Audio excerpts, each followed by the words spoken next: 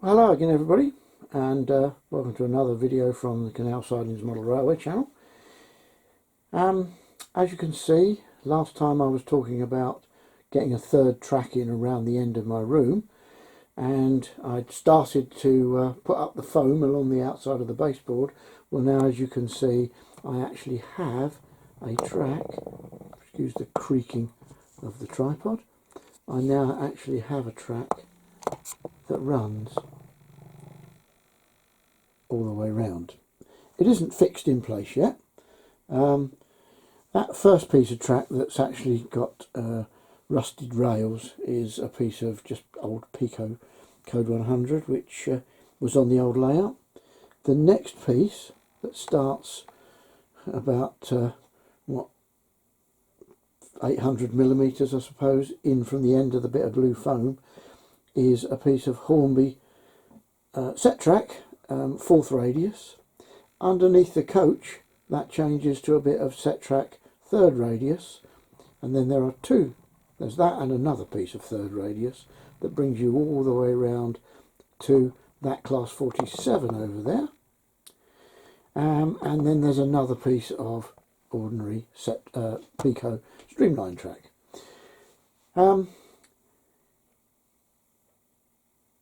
That track isn't meant to take large coaches, but as you can see, I have actually been testing it with the long coaches off of a Virgin Voyager set. Just happened to be sitting there, so they were useful to make sure that there is enough clearance to get them round. But generally speaking, they are not allowed on that relief line, which is what this inner rail track is. The bit over there where the foam finishes will just be a piece of MDF running across from the top of the foam to the existing baseboard, with the track aligned differently on it so that it comes round ready to form the junction as it comes onto the main baseboard. The reason that it can't be foam there is because my pillar drill sits there, and there will be a little piece of it that sits underneath that MDF.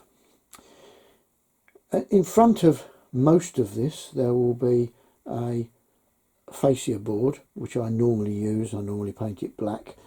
As you can see, just there, the end of this board is painted black. That's my normal fascia board colour, and that will just be there for two reasons. One, to make it look a bit neater, and the other to be a safety net to stop any stock from falling off if you have a complete disaster going round it.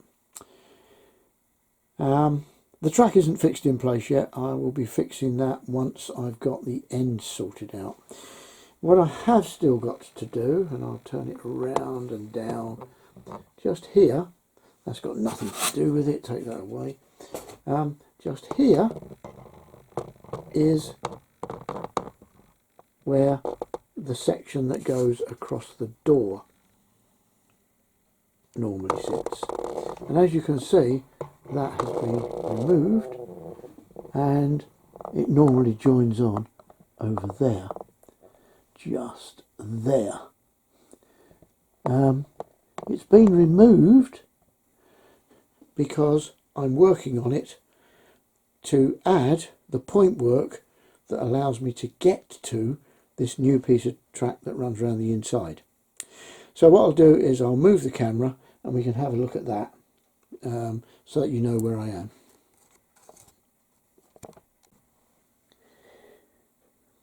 So here we are at my workbench, and what you're looking at is the piece of baseboard that normally sits across the doorway. As you can see, I've already started work down in the area here, and I'll take you in further to that so that you can see what I'm actually doing.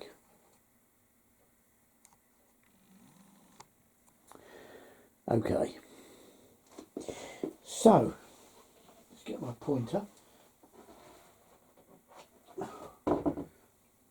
Right, and try and come round the tripod. Okay, so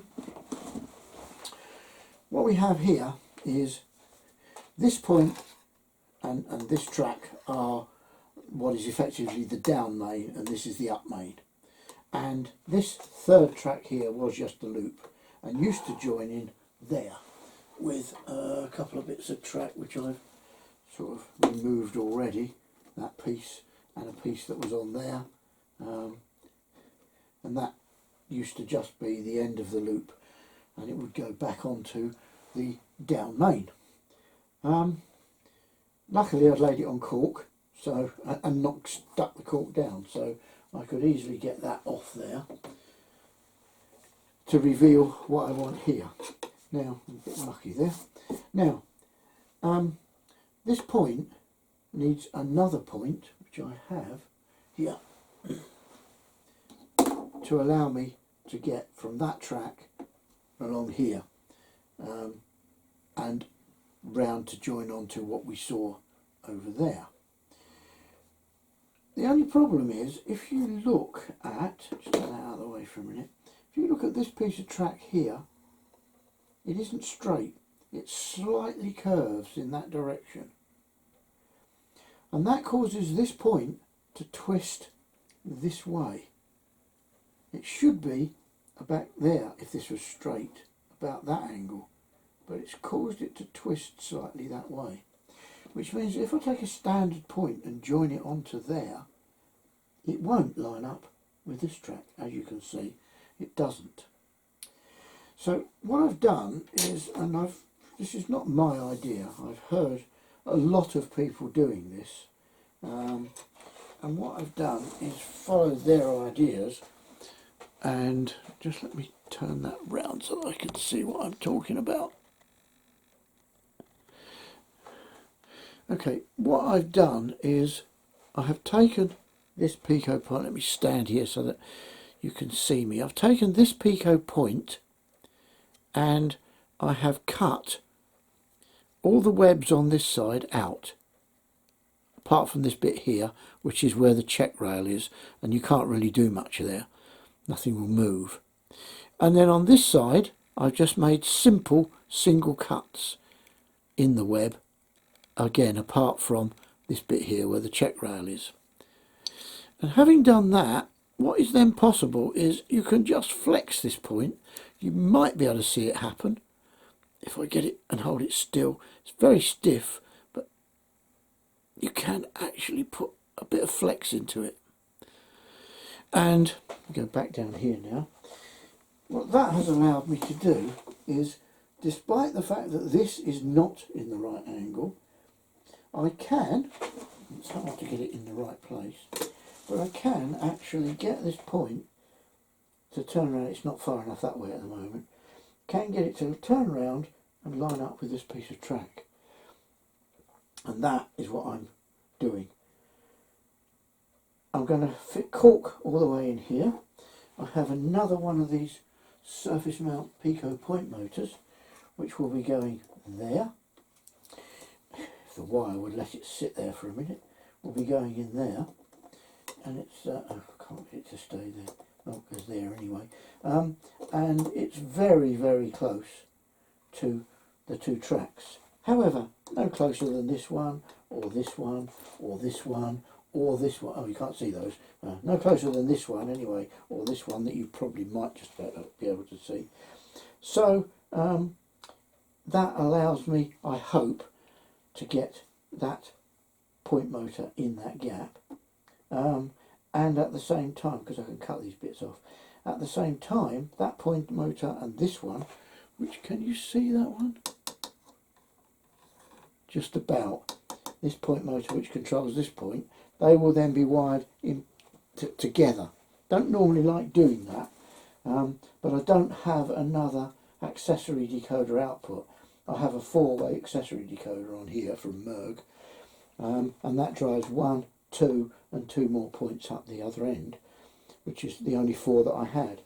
There is a pair of points here which I don't think you can see, that form another crossover from here to here, and they are manual, and I actually never use them, so I didn't bother to make those powered anyway. but this one will need to be powered because it's the way to get on and off in both directions of this inner loop. So that's what I've been doing.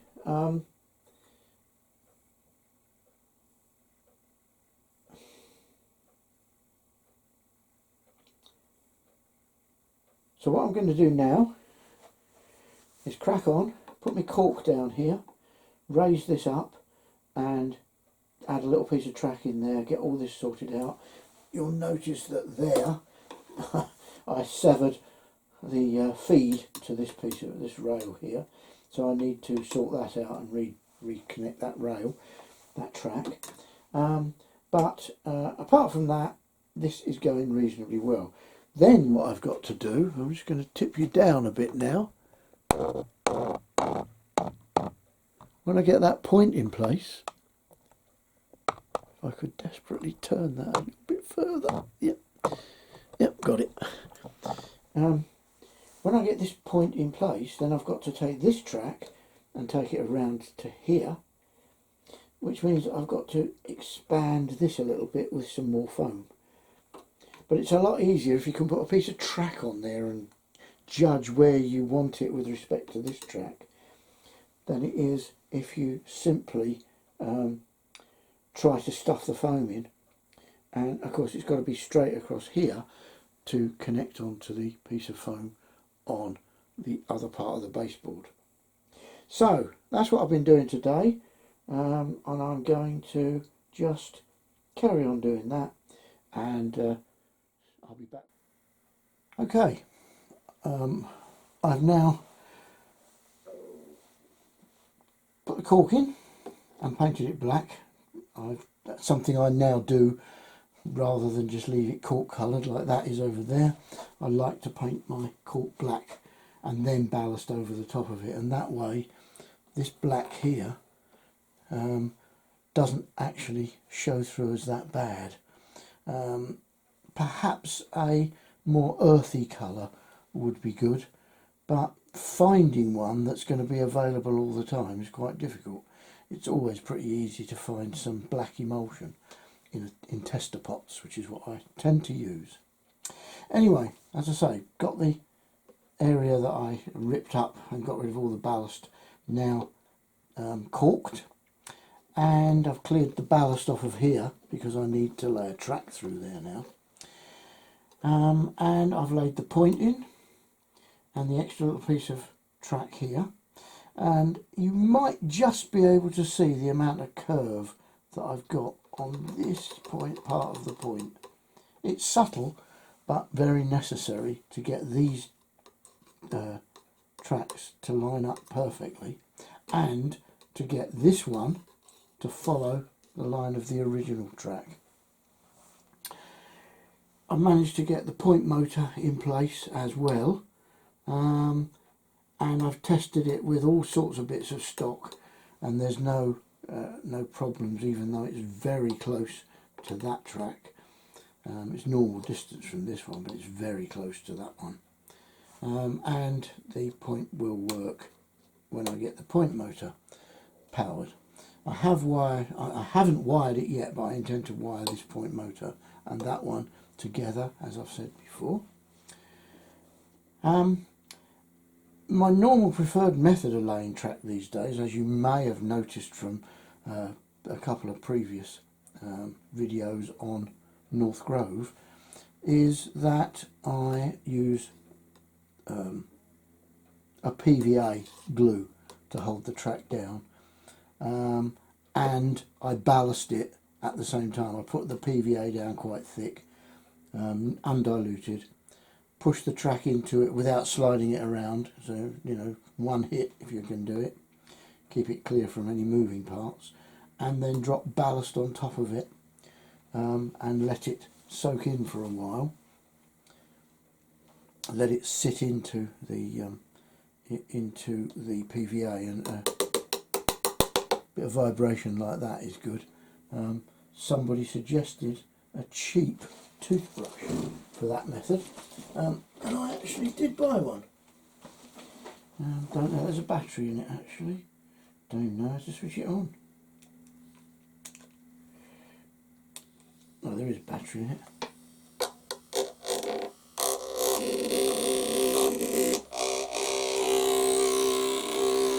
Bit noisy, but that does actually settle the ballast quite nicely. It's a rather neat trick. I think I paid about £3 or £4 for this. Battery's probably a bit flat by now. Anyway, that was my preferred method, but didn't do that here because of this curve through the point and the fact that the point constantly wants to straighten itself. I've actually pinned it with far more pins than I would normally use. I have 2 here, 2 here, another one here and 2 here, which is constraining it quite nicely. And of course once the ballast is in, then it will stay where it is. But I couldn't hold it there and glue it at the same time, so I have had to resort to pinning. So the next job is to do something with this, because as I say, I need to put a track out with its centre around about where the end of my pointer is, and in order to do that I've got to bring a track round here, and I've got to extend the side of this a bit, which is the hardest thing to extend because this is such a strange shape in the first place. You're going to go from no thickness extra here to gradually getting thicker and thicker until you get out to there. Not sure the best way to do it, but I'll come up with a method one way or the other. So that will be the next step. So either as an extension of this video or in the next video I will come back and show you some more. Well, hi again. This is the last part of this video, you may be glad to hear. We're now looking at the whole job as it is so far completed. I shan't bother to do any more, as I say now. What you can see is the point that we laid in last time, and now I've got the track that runs around here. I've got all the caulking underneath everywhere. I've got the track crossing the joint between the removable section across the door and the fixed section. The joint here is the rails are cut and the 2 end sleepers are copper clad, and I've painted them black so that they don't show too badly. This track is approximately in its alignment. It's only fixed to about here. It's only fixed to about here, yeah. This piece of track is approximately aligned to where it's going to go, and then the curve starts somewhere around about here. That's not in yet. That will be my next job. I have painted the fronts of these and got them all fitted. You can see these fronts run all the way around here, and if we're lucky you can see that they go behind the pillar drill right the way over to there, which I'm not sure you can see, but that's the actual end. The back of the pillar drill is where the track goes around, and just here, I'm going to get up on something now so that I can see what I'm talking about. Just here there's going to be a road bridge going across, and the tracks that are in this corner, which you can't probably see much of, if you can see these DMUs you're lucky, but the tracks that are in that corner, if you remember several videos ago I said I was going to try to modify them so I could get 3-car DMUs into them. There's no chance of that, so I'm now going to use them for storing just 2-car DMUs, and I have found an alternative place over that side of the layout behind where the camera is to store another 2 3-car DMUs. So that is a slight change, and what it means is I'm not going to change the sidings that are down there at all. They will stay exactly as they are. So that is the end of the video, and I'll say thanks for watching, and next time I come back hopefully I'll have all the track laid all the way round, and maybe I'll have some of the cork fixed down onto these baseboards and be ready to start laying some of the main lines along them. So, bye for now.